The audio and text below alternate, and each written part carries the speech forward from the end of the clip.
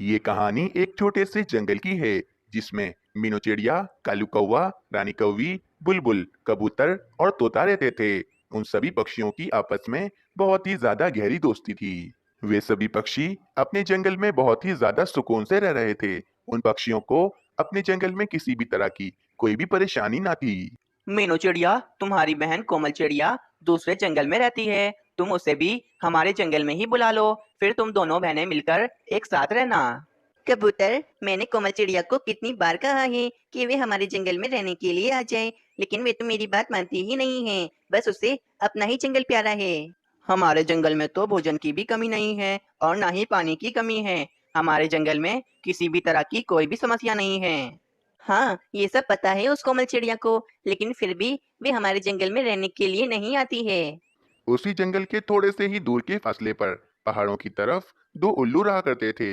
वे दोनों उल्लू आपस में भाई थे, लेकिन वे दोनों उल्लू पहाड़ों के इलाके में रह रहकर काफी ज्यादा कंटाल गए थे। उनको भी हरे भरे जंगल में रहना था, लेकिन वे दोनों उल्लू पक्षियों के साथ जंगल में नहीं रह सकते थे, क्योंकि वे उल्लू दिन में सोते थे और रात में जागते थे। इसीलिए पक्षियों के शोर के कारण वे उल्लू दिन में सो नहीं पाएंगे। इसी कारण वे दोनों उल्लू सोच रहे थे कि अगर वे दोनों उल्लू जंगल के पक्षियों को जंगल से बाहर निकाल दें और खुद वे दोनों अकेले जंगल में आराम से रहें। भैया जी, मैं तो इन पहाड़ों के इलाकों में रह रहकर काफी ज्यादा कंटाल गया हूँ। मुझे अब पहाड़ों के इलाके में नहीं रहना है। मुझे तो हरे भरे जंगल में रहना है।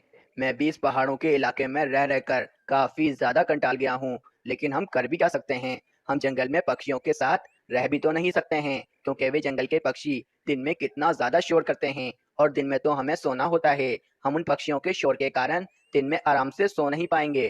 पर भैया जी, अगर हम उन पक्षियों को जंगल से बाहर निकाल दें और हम दोनों अकेले उस हरे भरे जंगल में रहें, तो हमें कितना मजा आएगा। लेकिन हम उन जंगल के पक्षियों को उन्हीं के जंगल से बाहर कैसे निकालेंगे? इसका उपाय है तुम्हारे पास कोई? हाँ हाँ भैया जी, इसका भी उपाय है मेरे पास। मैं अभी बताता हूँ। देखो भैया जी, जंगल के पास में ही एक गुफा है। वे गुफा काफी ही अरसों से खाली पड़ी है। कोई भी पक्षी ना तो उस गुफा में आता है और ना ही जाता है।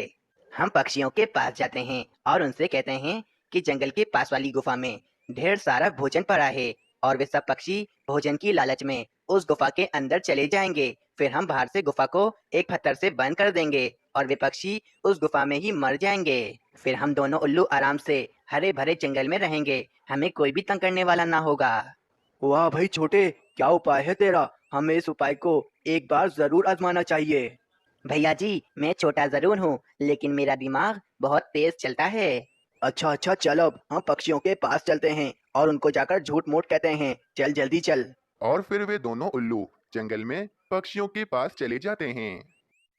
दो दो उल्लू, वो भी हमारे जंगल में? ये मैं क्या देख रहा हूँ? हमारे जंगल में तो सिर्फ और सिर्फ पक्षी रहते हैं, तो ये उल्लू आज हमारे जंगल में क्यों आए हैं? हाँ भाई उल्लू, आज तुम दोनों उल्लू हमारे जंगल में क्यों आए हो? तुम्हें क्या हम पक्षियों से कोई काम है? पक्षियों, हम यहाँ तुम्हारे फायदे के लिए ही आए हैं। अगर तुम्हें हमारी बात नहीं सुननी तो हम अभी यहाँ से चले जाते हैं।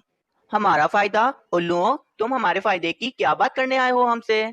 पक्षियों, तुम्हारे जंगल के पास में जो गुफा है ना। छोटे, सब तू ही बता देगा? मुझे भी तो कुछ बताने दे, मैं बताता हूँ इन पक्षियों को।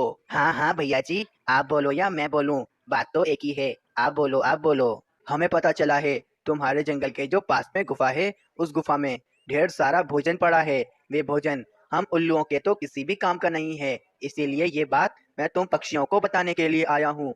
तुम सब पक्षी जल्दी जाओ और उस गुफा के अंदर जाकर वे सारा भोजन अपने जंगल में ले आओ। उल्लुओं, कहीं तुम हमसे झूठ तो नहीं कह रहे हो ना? या फिर तुम दोनों हमसे मजाक तो नहीं कर रहे हो ना? ठीक है फिर, अगर तुम पक्षियों को हमारी बात पर विश्वास नहीं है, तो मत जाओ उस गुफा के अंदर। कोई और पक्षी जाएगा और उस गुफा का सारा भोजन लेकर वहां से रफू चक्कर हो जाएगा।